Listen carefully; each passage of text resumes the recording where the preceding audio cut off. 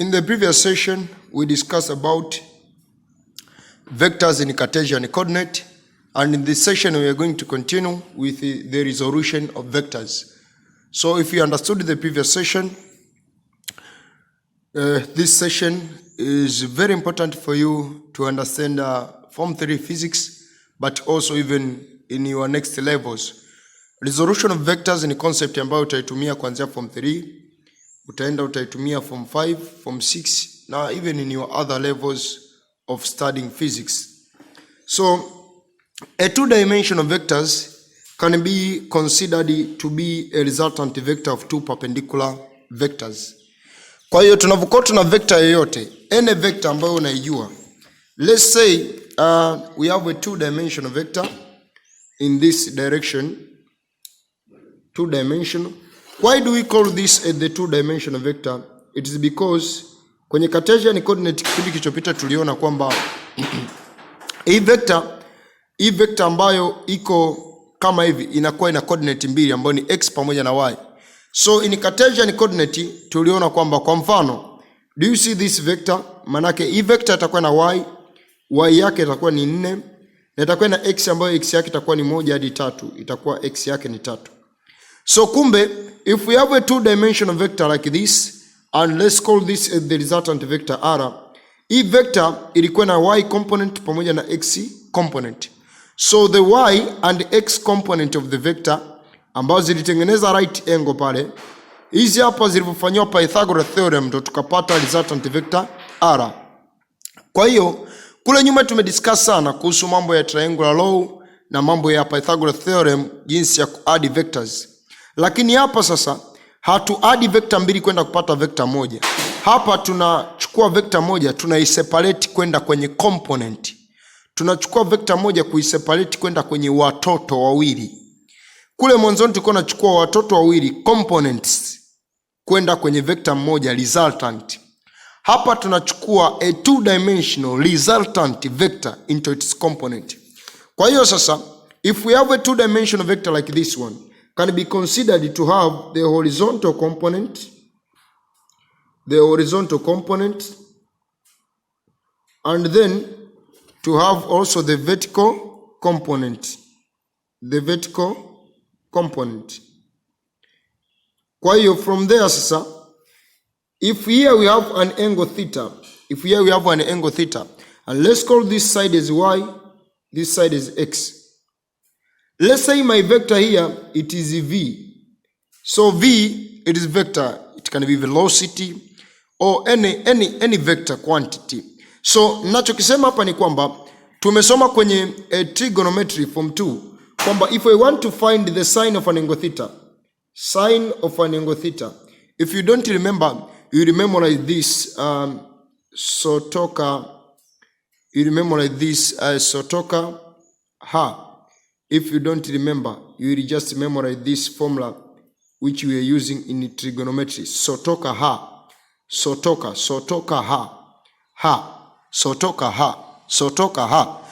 sotoka ha, sine is equal to opposite divided by hypotenuse. Tangent is equal to opposite divided by adjacent, and the cosine is equal to adjacent divided by hypotenuse. So sine of angle theta will be is equal to opposite divided by hypotenuse. So takachokisema ni kwamba sine of an angle theta will be equal to opposite ya hiyo hapo ni y. So y divided by hypotenuse ambayo ni v. So to get y itakuwa sana v sine of an angle theta. Na kwenye hii kesi yetu y atakuwa anaitwa vertical component. Hasa inategemea either uliresolve kwa kutumia angle hii au uliresolve kwa kutumia angle hii. So let's call this theta 1 and this theta 2. Inategemea. Ukitumia theta 1, y utaipata kama ni v sine of theta. Lakini ukitumia theta 2, maana yake sine ya theta 2 opposite kutakuwa ni huko. Opposite kukiwa huko maana yake x ndio utampata kwa sine, y utampata kwa cosine. Kwa hiyo Tukitaka kutafuta sin of angle yetu theta 1 atakuwa sawa na adjacent gawanya kwa hypotenuse. So adjacent yetu ni nani? X. Hypotenuse ni v. So manake kumpata x atakuwa sawa na v cosine of an angle theta 1.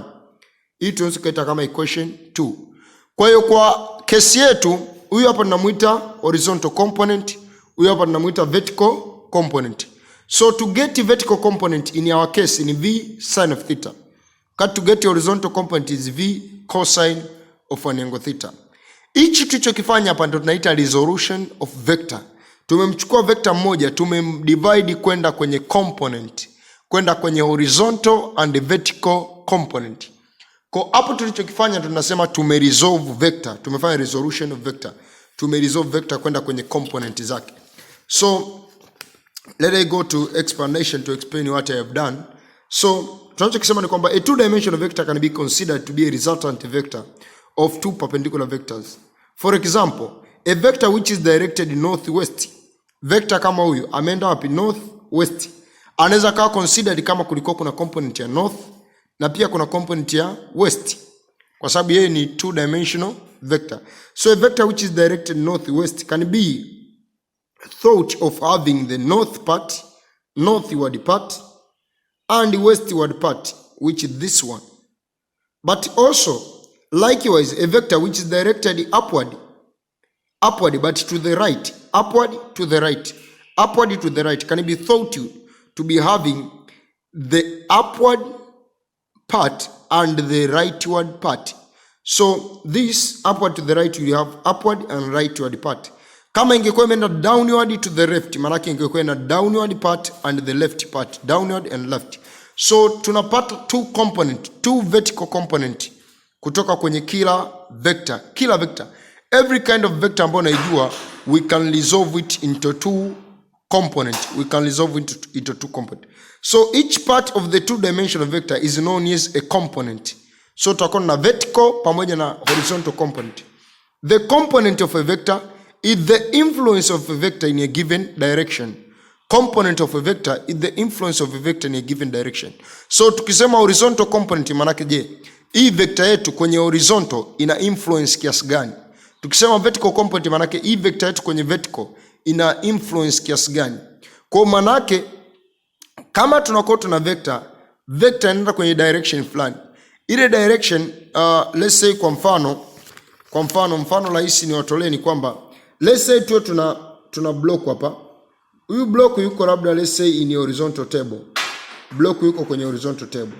Hasa huyu block wetu akiwa yuko kwenye horizontal table kama hivi. Kwa mfano block wetu akiwa yuko kwenye horizontal table kama hivi. Let's say hapa tu tuna force fulani inayemvuta huyu block. Tuna force fulani, let's say it is 30 Newton. Sasa kwa sababu hii force haiko horizontal, manake kuna kipande cha hii force kitakuwa kama vile kinainyanyua hii block. We tend like to lift the block. A component of this force we tend to lift the block, while another component we tend to pull the block. Kwa hiyo hii phenomena hata ukiifanya wewe mwenyewe utaona inatokea kwamba ni kama vile block inakuwa inakuwa pulled, inaenda this direction, lakini also inakuwa kama vile inakuwa lifted up. Kwa nini? Because this can be resolved into the horizontal component ambao horizontal component itakuwa inatupa influence kwenye horizontal direction, influence in the horizontal direction to pull the block, influence in the horizontal direction to pull the block. But also tutakuwa tuna vertical component ambao vertical component tunaweza kaichora kama hivi. Huyu ni vertical component. Or sometimes you can draw here. Anyway, utakavyoona wewe unaelewa zaidi ni wapi. Ukichora hapa vertical component, ukichora pale vertical component, popote kitu ni kile. So if here we have an angle theta, let's say our angle theta is 30. Unaona? Kwa kutakuwa kuna force inayo pull the box, and then kutakuwa kuna force inayo tend to lift the box, to lift the block. Kwa kutakuwa kuna force inayovuta block na ile inayo lift. Hichi kitu hata ukikifanya kwenye normal life phenomena kwa kawaida tu, ukachukua box au block ukaifunga kamba, ukao unaipuru kama hii kamba iko kwenye angle fulani, Kutakuwa kuna force inayo lift na kuna force inayo pull. Kwa maana yake horizontal component ni influence ya hii 30 kwenye horizontal. Vertical component ni influence ya hii 30 kwenye vertical. So ukichora hapa ni vile vile na jibu utakalopata ni ile. So kwa mfano ili tuweze kupata the force which lift the block, which tend to lift the block, how do we get this? The force which tend to lift the block. So the force which tend to lift the block, that means ukiangalia upande ni opposite ya 30. So bila shaka itakuwa ni sin of an angle theta ni sawa na opposite which is the force tend to lift the block divided by the force which is 30. So force which lift the block unaweza kusema hivyo au tunaweza kuita ni Fy because it is vertical. Tutapata ni 30 sin ya ngapi? Ya 30. So kama tumeulizwa the force which tend to lift the block, hapo napata jibu lako sin ya 30. Ukijua tu unapata your answer is how many. Na pia force which tend to pull the block which is Fx. Fx hapo maana yake itakuwa ni 30 cosine ya 30. 30 cosine ya 30. Then finally utapata jibu lako. Kwa hiyo hivyo ndivyo ambavyo tunafanya resolution of vectors. Na the easiest way ambayo unaweza kujua kama ni either cos au sin. Ule upande wenye engo, unaona upande una engo, huu upande ndo unakuwa na nini? Una cosine, huu wenye engo. Kwa kama engo ingekuwa hapa, upande ndo ungekuwa na cosine, huu ungekuwa na sin. Ule upande ambao ni opposite, kwa sababu sin ni opposite. Sin is opposite divided by hypotenuse. Ule upande ambao ni opposite unakuwa ni sin.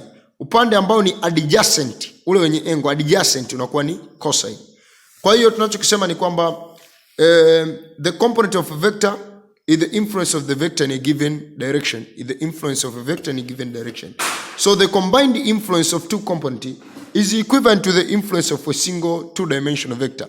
Kwa tukichukua influence ya wale two components tukaicombine ni sawa na influence ya yule resultant vector. Itakuwa sawa na influence ya resultant vector. So we have a normal life phenomena example here. Consider an aeroplane which is flying from Dar es Salaam International Airport to Entebbe in Uganda. So this is just an assumption, and then that's why we are told to consider. So tunachokisema hapo ni kwamba suppose the plane is flying in such a way that it is resulting displacement velocity is north then west. So north is up, west. So manake velocity yetu kama tukitaka kuirepresent kwenye paper, displacement of our aeroplane will be northwest. So northwest manake ni in this direction. Northwest, this direction. Suppose the plane is flying in such a way that it is resulting displacement vector is northwest. In this case, the displacement of the plane has two components. Ambazo ni zipi? Tumeshaambiwa northwest maana yake itakuwa na two component. Itakuwa na north component pamoja na nani? Na west component. North component pamoja na west component. Itakuwa ina north pamoja na west component. So a component in northward direction and a component in westward direction. So the plane would have the same displacement if it were to take trip to Entebbe in two segments, one directed due north and the other directed due west. Kwa hiyo kama hii plane ingechukua trip kutoka Dar es Salaam to Entebbe, let's say here is my Dar es Salaam and here is my Entebbe. So plane atakuwa amemove distance ile kama angetoka hapa angeenda hapa, hapo angetoka hapa angeenda hapa, because the total displacement is this one. Angekuwa amemove displacement ile. Ndio maana nasema the plane would have the same displacement if it were to take trip to Entebbe in two segment. Kwa angefika Entebbe lakini kwa displacement ile. Displacement. If it were to take trip to Entebbe in two segment, due north and due west. So the combined And nachokisema hapo ni kwamba the combined effect of two components, the combined effect of two components would be equivalent to the influence of the two-dimensional displacement in the north-west direction. The combined effect of the two components would be equivalent to the influence of the two-dimensional displacement in the north-west direction. Kwa ili tuweze kupata resultant atakuwa ni yule pale ambaye ni combination ya yule na yule pale. So combination ya hao wawili ndio tutapata resultant velocity. Kwa hivyo ndivyo ambavyo displacement vectors zinaweza kawa represented kwa hiyo motion yetu ya ndege from Dar es Salaam to Entebbe. Now we can resolve the component of vectors. Now we are saying for two-dimensional vectors, let's say my vector is P, my two-dimensional vector is P, and then we have an angle theta there. So any two-dimensional vector has two components. Unaona, from this angle theta, we have the vertical component which is Py. How do we get Py? We consider the sine of angle theta.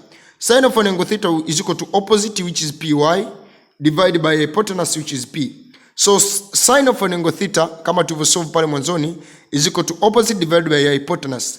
Our opposite is Py, and then our hypotenuse is P. So making the subject Py, tapata Py is equal to P sine of an angle theta. So the vertical component in this case, it is P sine of an angle theta.